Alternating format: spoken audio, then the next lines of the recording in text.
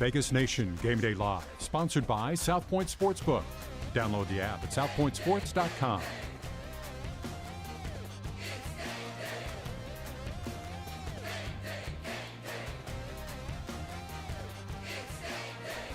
Happy New Year, everyone. Thank you so much for joining us for our first Vegas Nation Game Day Live of 2022. There was a lot on the line for the Raiders today, so let's go ahead and get to it here. Joining me inside of the Las Vegas Review-Journal studios is sports reporter for the Las Vegas Review-Journal, Sam Gordon. Sam does it all for us, so I feel like his title should be a lot bigger than that. But anyway, Sam, let's go ahead and get into this one. Sam, the Raiders are in a win-and-get-in situation here, really, in the last two games of the season. They control their own postseason destiny.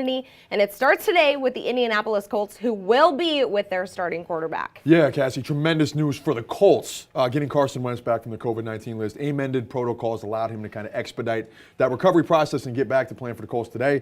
Of course, he buoys and stabilizes their offense. It's built around a different guy, right? But he plays his part, 25 touchdown passes, 6 interceptions. And because of that other guy and what they do with him, is able to mitigate his risk a little bit, isn't as reckless as he was in Philadelphia. He's done an excellent job managing this team, and he's going to be out there today for the Raiders. So just one more obstacle that they're going to have to deal with on their quest to make the playoffs. Yeah, well, on the flip side of that, so we know that the Colts got Carson Wentz back, but the Raiders got most of their starters off of the COVID-19 list, which is huge. They got guys like Casey Hayward, Corey Littleton, and Denzel Perryman, a huge, huge, huge plus for the Raiders secondary. Yeah, absolutely, and they're going to have their task cut out for them today. Michael Pittman Jr., one of the emerging star receivers in the NFL, and of course, they're going to have to be in run support. I feel like we're teasing. We call it a tease in the business, Sam, a tease. Who the Colts stars, but they're going to be key in run support as well. A lot of responsibility on that defensive side of the ball for those guys, and it's crucial that the Raiders have them at their best today. All right, well, I know it's been paining you here, so let's go ahead and get to it. Jonathan Taylor, this guy, is averaging over 100 rushing yards per game.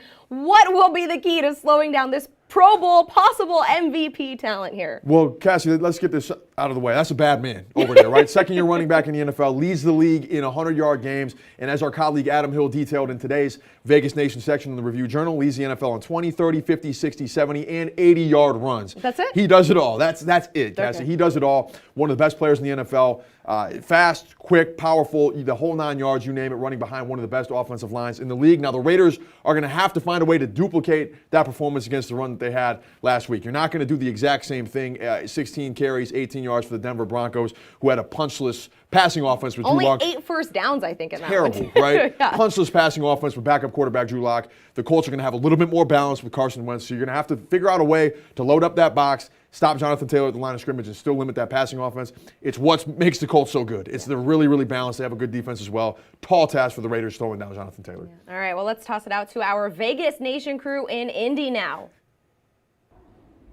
Heidi Fang, Adam Hill, and we are here in front of the Lucas Oil Stadium where the showdown is about to happen. Very key game, or the playoff standings. Adam, let's break those down for a minute. First of all, the Raiders just have to win out, but what does this mean to the Colts?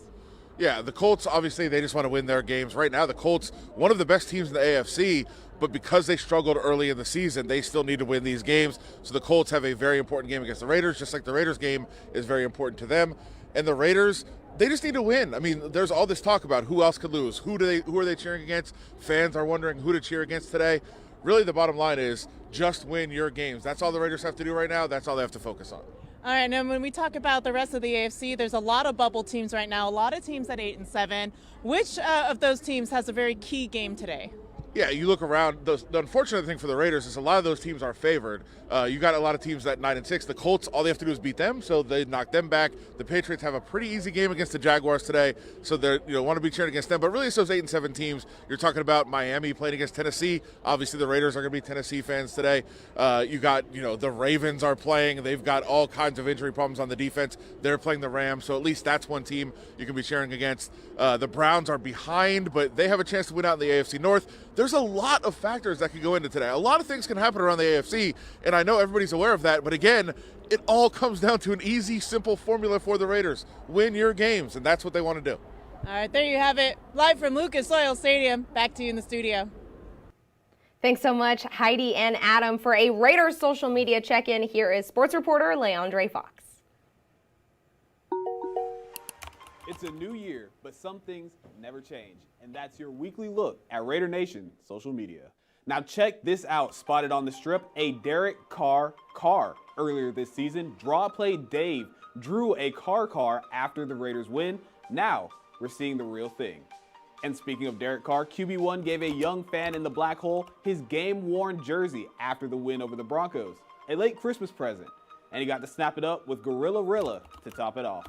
And of course, the world lost a legend earlier this week with the passing of John Madden, whose influence spread across generations. We saw an outpouring of condolences from not only the Raiders, but the entire National Football League.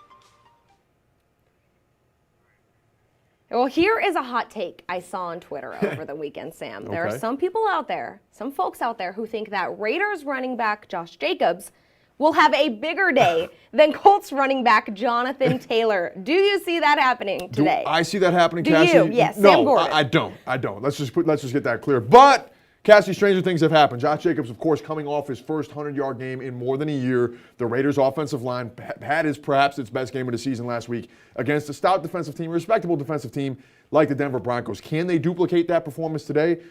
It's going to be contingent upon that line and Josh Jacobs again. I think Jonathan Taylor's going over 100 yards. I'm not sure if Josh Jacobs is going to do that, but he's going to be crucial in whatever role he plays in making sure the Raiders stay in this game. They're going to have a little bit of balance today this afternoon. Yeah, no matter what happens, the Raiders offense needs to get cooking. It needs to get cooking early, Sam. Yeah. The Raiders have scored 17 points or fewer in 7 of their last 8 games. They're not beating the Colts if that trend continues. Cassie, is that bad?